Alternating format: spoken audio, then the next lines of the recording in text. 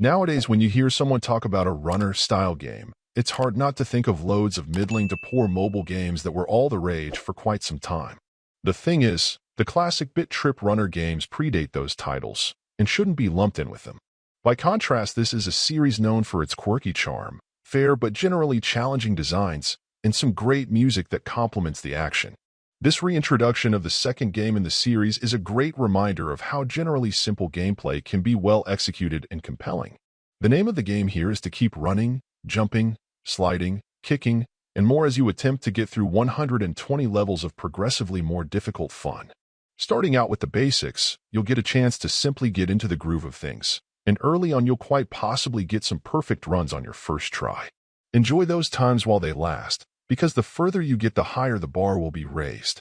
Sure, you can still complete new stages without dying, but without having a feel for the flow, the likelihood of you grabbing everything will continue to diminish as more and more new moves and elements get introduced.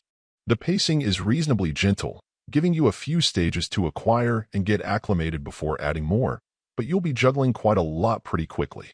What complements this steady increase in complexity and difficulty well is the fact that, for the most part, the controls are appropriately responsive and tight, something you'll need to take full advantage of in order to dodge, duck, dip, dive, and dodge your way through while grabbing everything along the way.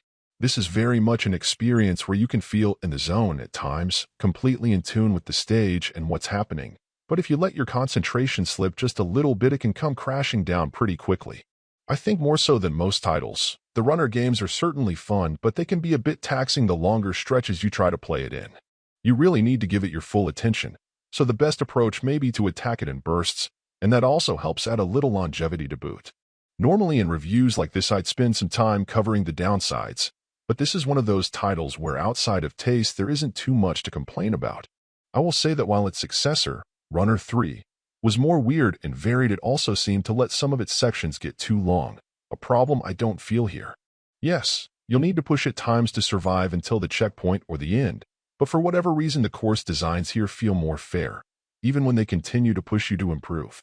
Keeping all of that in mind, this is an excellent action game that generally keeps things simple and executes its details with an ample amount of polish.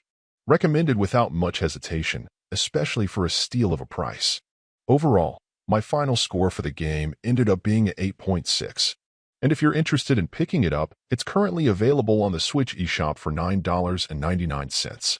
Thank you for taking the time to listen to this review.